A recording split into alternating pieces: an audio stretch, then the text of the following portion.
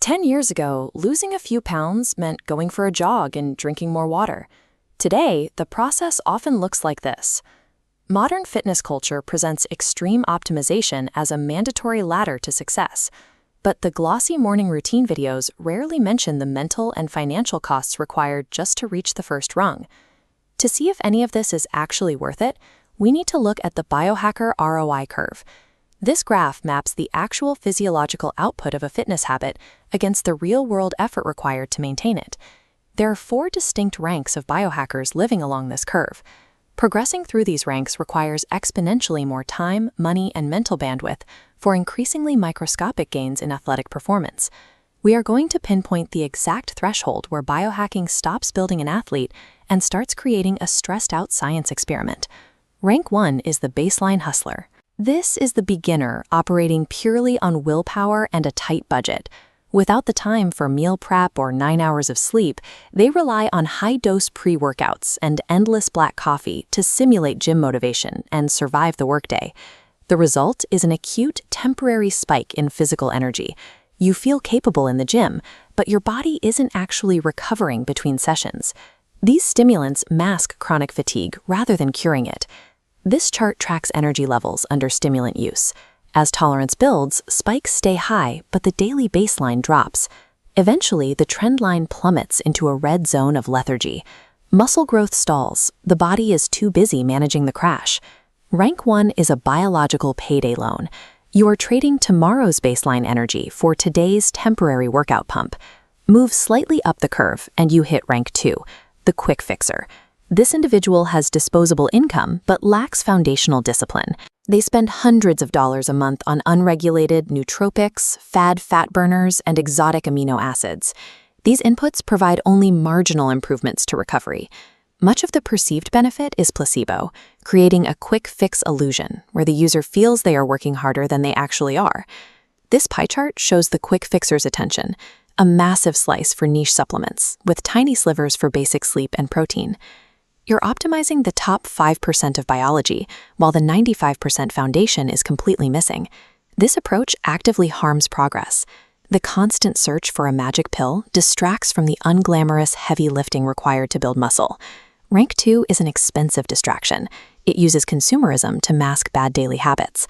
Further up the curve is the sleep scientist. This optimizer treats their body like an integrated machine rather than a chemistry experiment. The inputs are rigorous. Strict 8-hour sleep windows, temperature-regulated environments, and precise macronutrient tracking. They ignore fad supplements in favor of tools with decades of evidence, like creatine and whey protein. This stage yields testosterone stabilization, faster muscle recovery, and improved cognitive focus.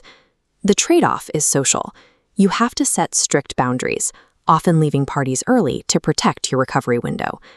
This chart compares the upfront effort of these habits against the long-term athletic return. The effort starts high, but drops once the routine becomes habit, while the ROI stays consistent. This gap represents the largest physiological leap on the entire curve. This combination allows you to capture the vast majority of your physical potential by mastering the boring fundamentals. Finally, we reach the extreme end, the Huberman disciple. This is the time-rich optimizer invested in microscopic biological regulation. The daily inputs are intense. We're talking 90-minute morning protocols, precise sunlight viewing, continuous glucose monitoring, and extreme dopamine fasting. All this added effort yields a theoretical 1 to 3% edge in peak biological output. This leads to orthosomnia, a high-stress obsession with executing the perfect health routine. The mental stress of failing a complex routine generates more cortisol than the routine itself is designed to eliminate. Sustaining this level of neurooptimization drains your mental bandwidth, leaving little energy for your actual life. Rank 4 pushes past optimal performance. It creates a system where the individual serves the routine, rather than the routine serving the individual. Look at the full curve. Moving from rank 1 to 3 yields a massive physiological shift, but the jump from 3 to 4 is mathematically negligible. High-tier biohacking has evolved from an athletic necessity into a lifestyle identity, fueled by podcasting culture. Social media algorithms present rank 4 protocols as if they are mandatory for basic fat loss or fitness.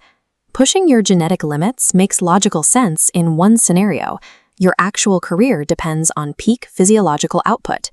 Unless you are a paid athlete, the mental cost of rank 4 outweighs the physical benefits.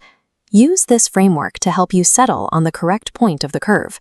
For most busy professionals and casual athletes, the logical goal is to anchor yourself firmly at rank 3.